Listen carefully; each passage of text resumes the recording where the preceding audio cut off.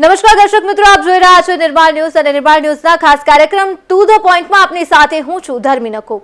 આજે એક એવા વિષયની વાત કરવી છે દર્શક મિત્રો કે જે ચોરી ડિજિટલ યુગમાં જે ડિજિટલ ચોરીએ હવે સ્થાન લીધું છે તેના વિશે વાત કરવી છે. પહેલા ચોરો આવતા હતા, માસ્કની પાછળ પોતાનો ચહેરો છુપાવતા હતા, હાથમાં હથિયારો હતા અને ચોરી કરતા હતા અને જે તમારા જીવનની જે બચત હતા તે ચોરી કરીને લઈ જતા હતા. પરંતુ હવે જે પ્રકારે ડિજિટલ યુગ આવ્યો છે, જે પ્રકારે સમય બદલાયો છે, હવે જે ચોરો આવે છે તે સ્ક્રીનની પાછળ પોતાનો ચહેરો છુપાવે છે, મોબાઈલ અને લેપટોપ રૂપી પોતાનું હથિયાર વાપરે છે અને તમારા ઘરની અંદર પ્રવેશ પણ નથી કરતા. તેમ છતાં પણ તમારા જીવનની જે તમે મહેનત કરીને પૂંજી કમાઈ હોય છે તે તમામ કમાણી માત્ર એક ક્લિકમાં ઉડાવીને લઈ જાય છે. ત્યારે આ જ ચોરી ઉપર વાત કરવી છે, કેમ કે ગુજરાતમાં 1 કલાકની અંદર 2 ગુજરાતીઓ જે છે તે સતત સાયબર ફ્રોડના શિકાર બની રહ્યા છે અને આજે ગંભીર આંકડો સામે આવ્યો છે અને દિવસે દિવસે જે સાયબર ફ્રોડના કિસ્સામાં વધારો થઈ રહ્યો છે અને હવે તો તેઓની મોડસ ઓપરેન્ડી પણ એટલી વિચિત્ર થઈ ગઈ છે કે આપણે ઓળખવું પણ અઘરું થઈ ગયું છે કે કયા પ્રકારે આ જે સાયબર ફ્રોડ છે તે આપણી સાથે થઈ રહ્યું છે. અને આ સાયબર ફ્રોડના શિકારમાં ન માત્ર એવું છે કે કોઈ ગામડાના લોકો હોય કે કોઈ જેને ડિજિટલ સાક્ષરતા ન હોય તેવા લોકો છે, પરંતુ એવા લોકો પણ આ સાયબર ફ્રોડનો શિકાર બન્યા છે, જેમાં ડોક્ટર, એન્જિનિયર, વકીલ, સીએ કોઈ પણ બાકાત નથી રહ્યું આ સાયબર ફ્રોડને લઈને. ત્યારે આજે આપણા સાયબર એક્સપર્ટ જોડાયા છે, જેમનું નામ છે ડોક્ટર સ્નેહલ વકીલના અને યશપાલ સિસોદિયા, જેઓ બંને સાયબર એક્સપર્ટ છે. ત્યારે બંને પાસેથી આપણે જાણીશું કે કઈ રીતે આ જે ગંભીર વિષય આપણી સામે આવ્યો છે, ત્યારે આ વિષય આજે ચોરી આપણી સાથે થઈ રહી છે તેનાથી બચી શકાય, જે સાયબર ફ્રોડ છે તેને ઓળખી શકાય અને ગંભીર રીતે જે આંકડો ખાસ કરીને આપણા ગુજરાતમાં જે વધી રહ્યો છે તેમાં ઘટાડો લાવી શકાય. સૌપ્રથમ બંને સાયબર એક્સપર્ટનું હાર્દિક સ્વાગત છે નિર્માણ ન્યૂઝમાં. Thank you so much.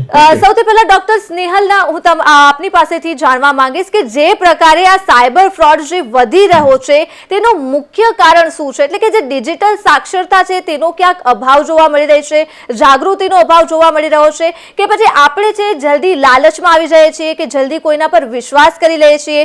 Cyber fraud થવા પાછળનું મુખ્ય કારણ શું છે? આમાં આપણે એમ કહી શકીએ છીએ કે જેમ ગીતામાં કીધું છે કે કામ, ક્રોધ, લોભ, આ બધી વસ્તુ જે છે તે કશે ને કશે આનું મૂળ કારણ છે.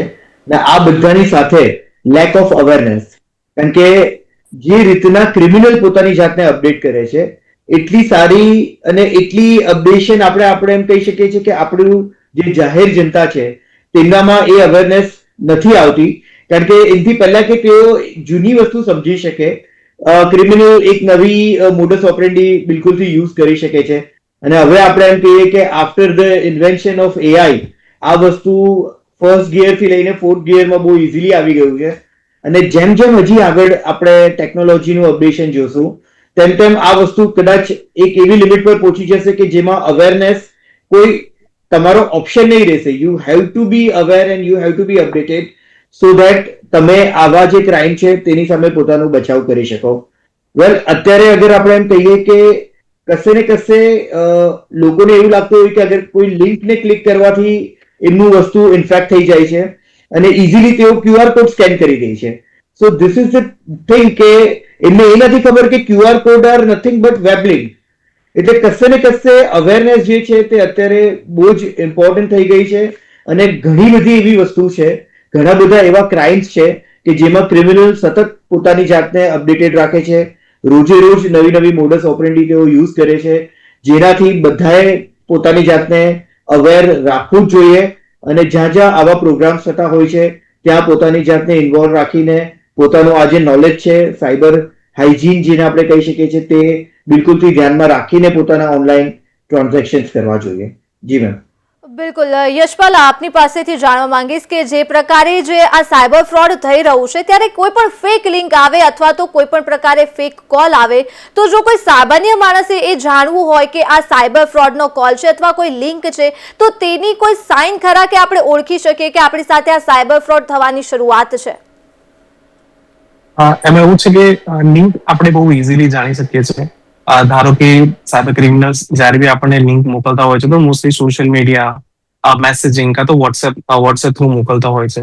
તો જ્યારે બી તમને કોઈ બી એવી કોઈ લિંક આવે છે, તમે એને ઓપન કરીને જુઓ છો તો સૌથી પહેલા એ ચકાસવાનું જરૂરી છે કે એ એકચ્યુઅલમાં લિંક છે કે નહીં, કેમ કે આને ફિશિંગ વસ્તુ કહેવાય સાયબર સિક્યોરિટીમાં. જેનો આ લોકો યુઝ કરતા હોય છે. સો એક્ઝામ્પલ લઈ લો કે કોઈએ તમને લિંક મોકલી, google.com ની લિંક છે, બટ એના અંદર એક ઓ વધારે છે, G3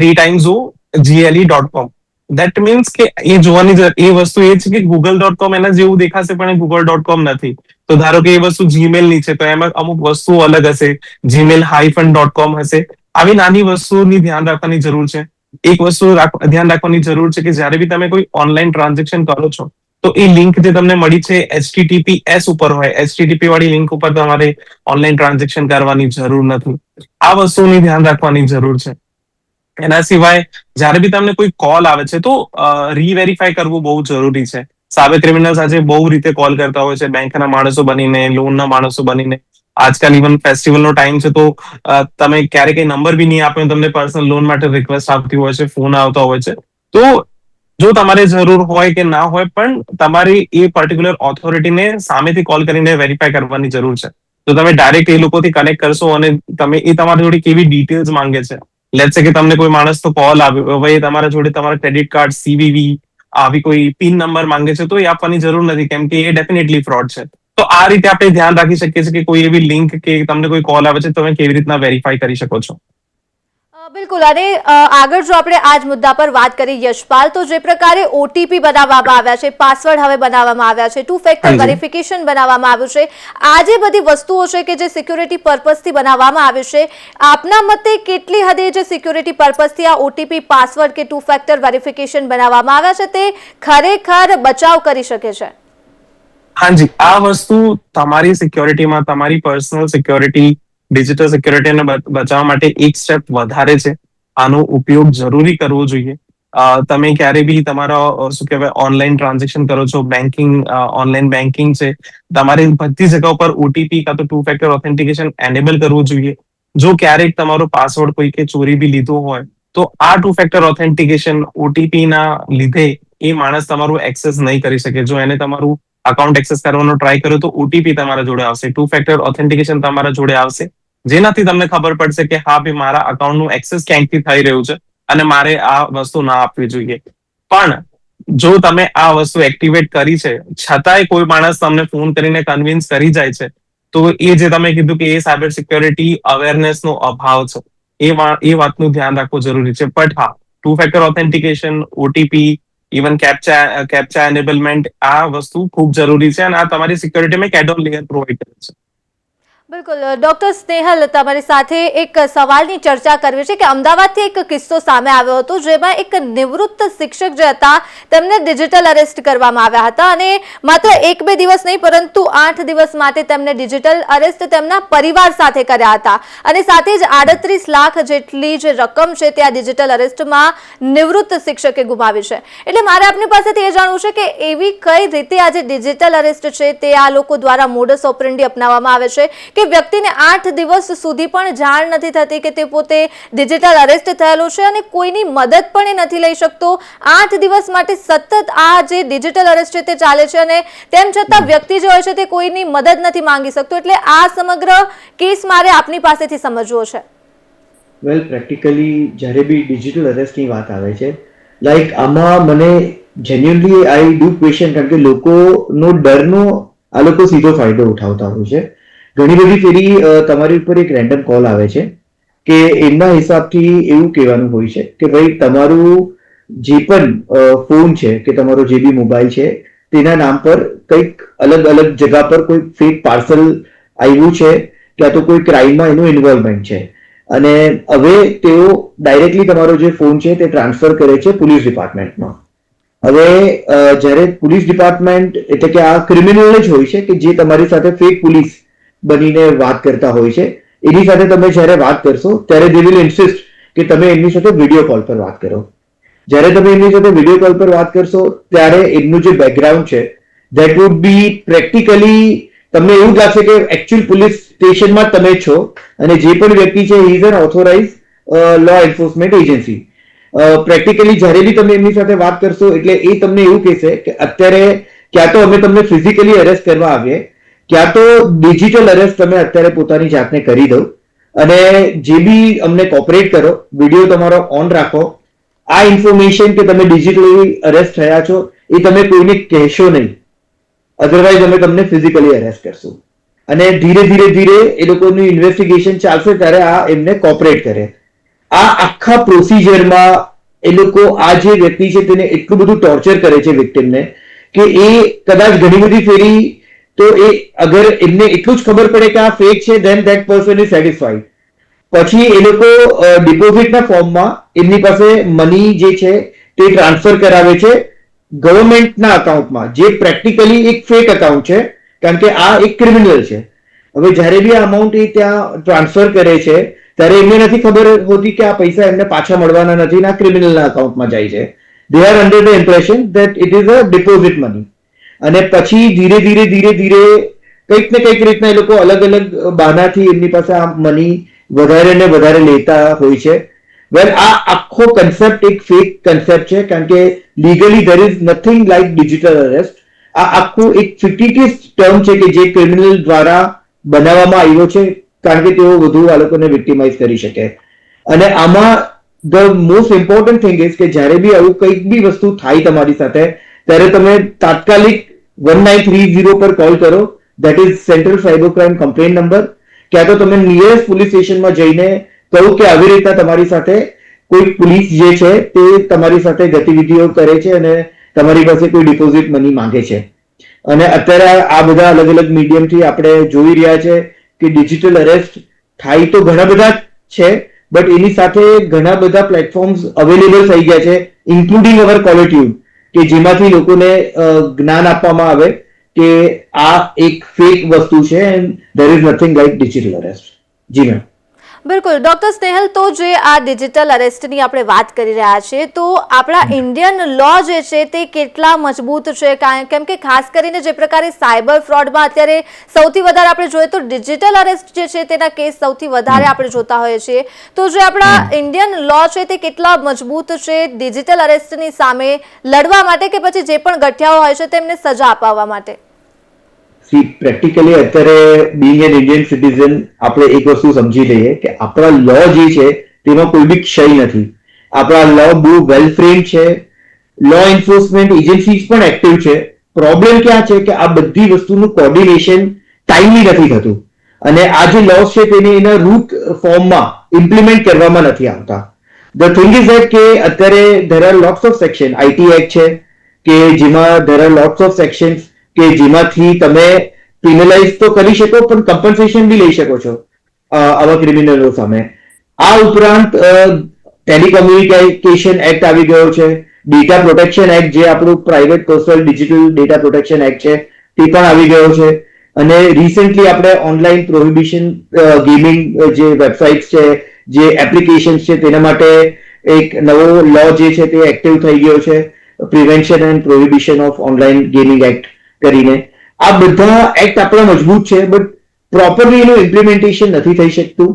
સિમિલરલી ઘણી બધી જગ્યાએ લોકો પોતાના પેનિકમાં પોતાની પ્રાઇવેટ સેન્સિટિવ કોન્ફિડેન્શિયલ ઇન્ફોર્મેશન ને ડેટા છે તે આ લોકોની સાથે શેર કરી દે છે. એટલે there are lots of thing કે જેનું કોર્ડિનેશન જરૂરી છે ને ત્યાં લગીન જ્યાં લગીન આ પ્રોપર કોર્ડિનેટ નહીં થશે ત્યાં લગીન આપણે આવા જ રિઝલ્ટ મળશે.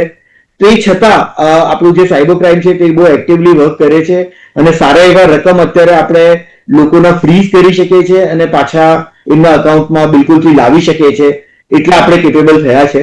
બટ બહુ બધા ક્ષય છે કે જેનો હજી બી ક્રિમિનલ ફાયદો ઉઠાવે છે. Yes ma'am.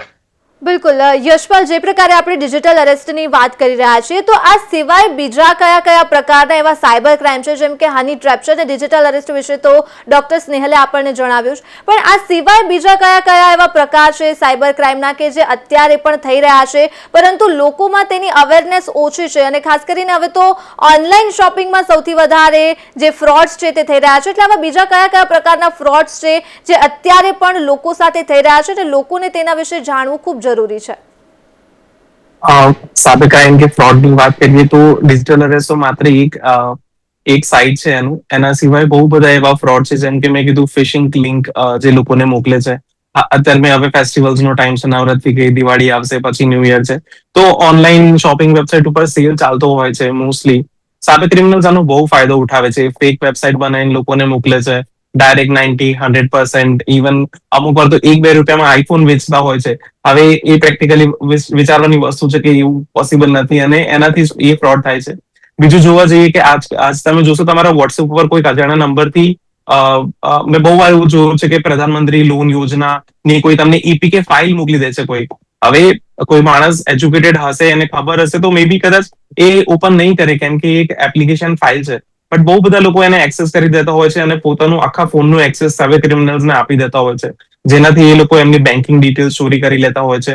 એક બીજો ટ્રેન્ડ અત્યારે એવો ચાલી રહ્યો છે કે પર્સનલ લોન અગેન્સ્ટ પ્રોપર્ટી, એના બહુ ફેક ફ્રોડ કોલ્સ આવતા હોય છે, જ્યાં માણસ તમને કોલ કરે છે બેંકના બિહાફ ઉપર કાં તો કોઈ ફાઇનાન્સ કંપનીના બિહાફ ઉપર, અને તમારું ક્રેડિટ કાર્ડના સીવીવી અને પિન નંબર લઈને ઓનલાઈન ટ્રાન્ઝેક્શન કરી લેતા હોય છે, એ કહીને કે અમે તમારા અકાઉન્ટમાં પૈસા ટ્રાન્સફર કરીએ છીએ. આ બધા અમુક ફ્રોડ છે જે ચાલી રહ્યા હોય છે. હાયર લેવલ ઉપર તમારું ઓનલાઈન બેન્કિંગ શું કહેવાય, ફિશિંગ થ્રુ કાં તો ફ્રેમિંગ થ્રુ આખી એક ફેક વેબસાઇટ બનાવીને એક મોટા ટાર્ગેટ્સને આ લોકો અટેક કરતા હોય છે, એ લોકોનું કરોડોનું નુકસાન કરતા હોય છે. તો આ બધી વસ્તુઓ છે જે ધ્યાન રાખવાની જરૂર છે. જ્યારે બી તમને આવા કોઈ બી લિંક્સ, કોઈ બી ફાઇલ અનનોન નંબરથી, કોઈ બી કોલ તમને આઉટસાઇડ ઇન્ડિયાના નંબરથી આવે છે તો એને ઉપાડવાની જરૂર નથી, કેમ કે મોસ્ટલી એ ફ્રોડ જ હોય છે. બિલકુલ યશપાલ, જે પ્રકારે આપણે ઓનલાઈન શોપિંગની વાત કરી રહ્યા છે, તો મારો એ સવાલ છે કે આપણે જ્યારે કોઈ જે તે વિશ્વસનીય સાઇટ પર ઓર્ડર કર્યો હોય છે, ઓનલાઈન ઓર્ડર આપણે કરીએ છીએ, તો પછી આ જે સાયબર ફ્રોડ, જે હેકર્સ હોય છે, તે લોકો સુધી આપણી ઇન્ફોર્મેશન કેવી રીતે પહોંચી જાય છે, અને એ લોકો સુધી આપણી ઇન્ફોર્મેશન ન પહોંચે તેના માટે શું ધ્યાન રાખવું જોઈએ? જ્યારે બી તમે ઓનલાઈન તો નહીં, બટ જ્યારે બી તમે ઇન્ટરનેટનો યુઝ કરો છો, રાઈટ, હવે જ્યારે બી તમે કોઈ વેબસાઇટ ઓપન કરશો, તમે જોશો કે વેબસાઇટ ઉપર બહુ બધી એડ્સ આવતી હોય છે. તમે કોઈ નોર્મલ પેજ ઓપન કરશો તો કોઈને કોઈ એડ પોપઅપ થતી હશે. મે બી દેટ ઇઝ બીકોઝ કે તમે પાસ્ટમાં જે બી વસ્તુ સર્ચ કરી છે, લેટ્સ સે કે તમને શૂઝ જોઈએ છે, તમે હવે ગૂગલ ઉપર શૂઝ સર્ચ કર્યા, એવું થશે કે તમારા ફોન ઉપર તમારો અકાઉન્ટ જે બી લિંક છે ત્યાં તમને શૂઝની એડ આવતી હોય છે. મોસ્ટલી આ બધી એડના અંદર એડવેર પણ હોય છે, જેમાં જ્યાં તમે ઇન્ફોર્મેશન ફિલ કરો અને એ ઇન્ફોર્મેશન હેકર જોડે જતી હોય છે, અને પછી એના થ્રુ જે તમને કોન્ટેક્ટ કરતા હોય છે. ઓકે ડોક્ટર સ્નેહલ, આપની પાસેથી જાણવા માંગીશ કે જે પ્રકારે આ સાયબર ક્રાઇમ વધી રહ્યા છે, તો પછી એવી કઈ પ્રકારની જે લોકો છે તેમને તકેદારી રાખવાની જરૂર છે? કેમ કે આપણે એવું માનતા હોય છે કે જે લોકોને ડિજિટલ અવેરનેસ નથી તેઓની સાથે જ આ વસ્તુ થાય છે, પરંતુ હવે તો જે ડોક્ટર્સ, એન્જિનિયર્સ છે, સીએ છે, કોઈ પણ લોકો બાકાત નથી રહ્યા આ સાયબર ફ્રોડના ઝાડમાંથી. તો પછી કેવી રીતે બચવું આ સાયબર ફ્રોડથી? જો સૌથી પહેલા તો હું એમ કહીશ કે અગર તમે સોશિયલ મીડિયા એપની વાત કરો છો તો there are 3 things. One is security, privacy અને રિપોર્ટિંગ. સિક્યોરિટીમાં ઓલવેઝ આપણે 2 સ્ટેપ વેરિફિકેશન કે 2 ફેક્ટર ઓથેન્ટિકેશન જે છે તે રાખવું જોઈએ. સેકન્ડ, આપણે વાત કરીએ પ્રિવસીની, તો પ્રિવસી માટે ઇટ ઇઝ વેરી ઇમ્પોર્ટન્ટ કે હરેક સોશિયલ મીડિયા એપમાં ધેર ઇઝ અ પ્રોવિઝન કે તમે મોનિટર કરી શકો કે કયા ડિવાઇસથી તમારા અકાઉન્ટમાં લોગિન થયું છે. Keep checking that thing.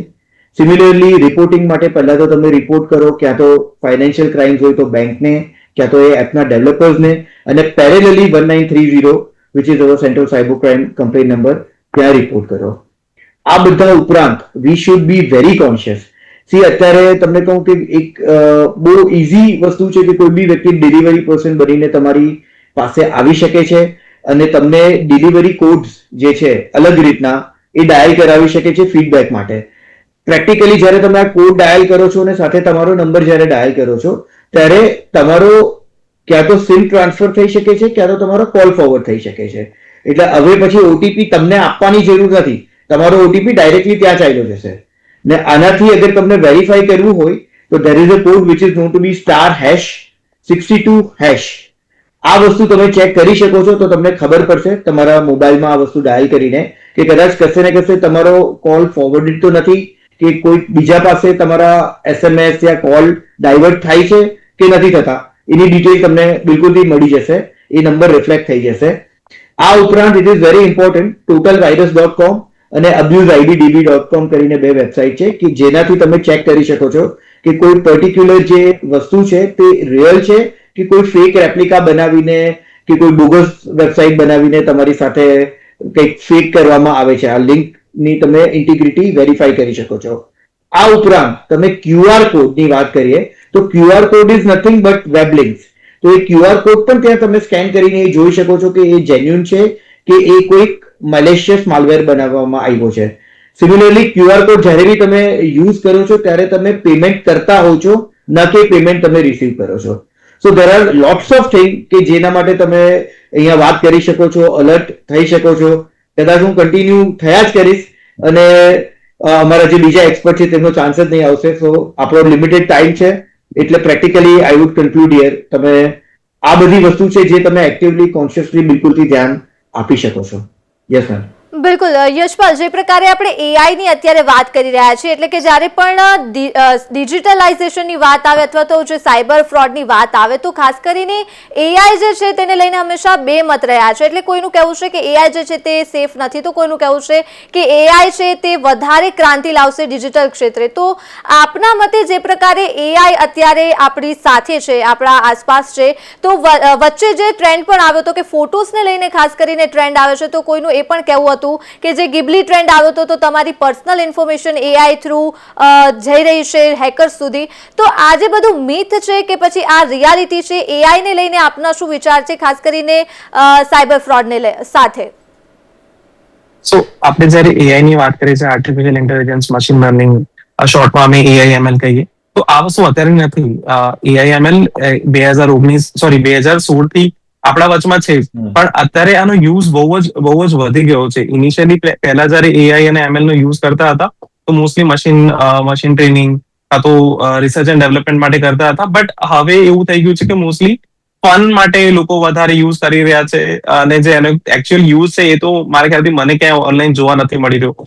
Mostly લોકો જેમિનાઈ, ChatGPT, જે આપણે ગિબલી ટ્રેન્ડની વાત કરી એ યુઝ કરી રહ્યા છે. હવે ફનની જોડે જોડે વસ્તુ એવી થઈ ગઈ છે કે કોઈ બી ગ્રુપ છે, લેટ ઇટ બી કે એક્ટિવિસ્ટ હોય કે હેકર્સ હોય, એ ટ્રેન્ડ એક ફોલો કરાવે છે લોકોને. તમે જયારે AI ની વાત કરો છો, Gemini it is based on Android and mostly બહુ બધું ઓપન સોર્સ હોય છે. હમણાં એક નવરાત્રીમાં એક ટ્રેન્ડ ચાલે તો રેડ સાડી ઉપર બહુ બધી લેડીઝ પોતાનો ફોટો શું કહેવાય અપડેટ કરી રહ્યા હતા. નાવ જયારે તમે તમારો ફોટો અપલોડ કરો છો, AI જે છે એ તમારો ફેશિયલ ડેટા રેકોર્ડ કરે છે. એક વસ્તુ સમજવાની જરૂર છે કે ફેશિયલ ડેટા રેકોર્ડ કરે છે, દેટ મીન્સ કે એના જોડે તમારી ફેશિયલ ડેટાની ઇન્ફોર્મેશન છે. એ તમારા થ્રુ, તમારા ફેશિયલ ડેટા થ્રુ બહુ બધા એવા ડોક્યુમેન્ટ બનાવી શકે છે, જેનાથી ક્રિમિનલ્સ એને બીજે ક્યાંક સેલ કરીને કંઈક બહુ મોટી દુર્ઘટના થઈ શકે છે તમારા નામ ઉપર, જ્યારે તમે કોઈ વસ્તુ કરી ના હોય. લેટ્સ સે કે કોઈ ટેરરિસ્ટ ગ્રુપ છે, રાઈટ, એ લોકોને બહુ બધા એવા ફેશિયલ ડોક્યુમેન્ટેશનની જરૂર છે. તો એ શું કરશે? એ આવી રીતના તમારો ફેશિયલ ડેટા ગેધર કરશે. તમે અહીંયા બેઠા છો ને કંઈક વસ્તુ તમારા નામ ઉપર બીજી કોઈ કન્ટ્રીમાં થઈ જઈ રહી છે. તો આ બધી વસ્તુઓ AI થી હેકર્સ બહુ જ એક્સપ્લોઇટ કરી રહ્યા છે. જેના માટે આપણે એક વસ્તુનું ધ્યાન રાખવાની જરૂર છે કે AI બહુ સારી વસ્તુ છે, એ તમને શોર્ટ ટર્મમાં બહુ વધારે લર્નિંગ આપી રહી છે, બટ જ્યારે તમે એનો ફન માટે યુઝ કરો છો તો ધ્યાન રાખવાની જરૂર છે કે તમે કેવી કેવી ઇન્ફોર્મેશન એને શેર કરો છો, કેમ કે એ એક્સેસિબલ મેજોરિટી ઓફ ધી શું કહેવાય ગ્રુપ્સ, કોમ્યુનિટીઝને હશે જે તમે તમારા ફોનમાંથી અપલોડ કરો છો.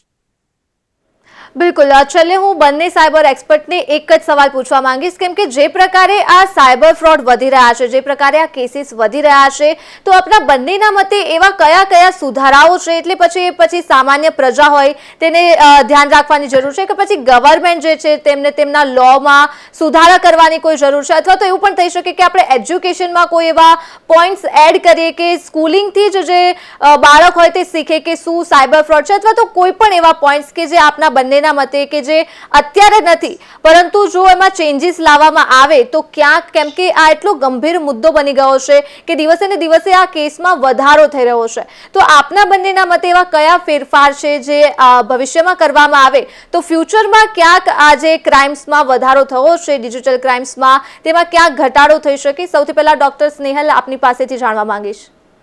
મેમ, તમે જે બી પોઈન્ટ્સ કીધા એ હરેક જગ્યાએ, ફ્રોમ તમે એમ કહી શકો કે ચાઇલ્ડહુડ, જ્યારથી આપણી જે લેજિટિમેટ એજ આવે છે કિડની, કે એ કિડ કમ્પ્યુટર યુઝ કરી શકે છે, તો ત્યારથી એને પહેલેથી સાયબર હાઇજીન શું છે તેના વિશે કહેવું જોઈએ. નોટ ઓનલી ધીસ, બટ આપણે કેવી રીતના આપણા ગેજેટ, આપણી પાસે અત્યારે ગેજેટ છે, બટ એને કેવી રીતના ઓપ્ટિમમ આપણે યુઝ કરી શકીએ છીએ તેની અવેરનેસ અને તેનું નોલેજ હરેક વ્યક્તિમાં આપવું જરૂરી છે. આ બધા સાથે પોલીસ ડિપાર્ટમેન્ટમાં ઇન્ટરનેશનલ જે ક્રાઇમ્સ છે તેને પણ તેઓ પ્રોપરલી ઇન્ટિગ્રેટ કરી શકે તેવા પાવર્સ, તેવા લોઝ થવા જોઈએ ને એવી એમને ફેસિલિટીઝ આપવી જોઈએ કે તેઓ એવું કરી શકે.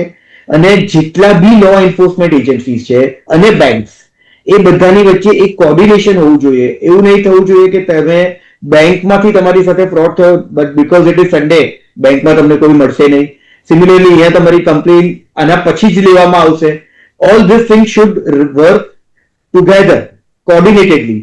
સો આ બધાનું એક કોર્ડિનેશન છે એ તમને ફાસ્ટ એક્ટિવલી રિઝલ્ટ આપવામાં હેલ્પફુલ થશે.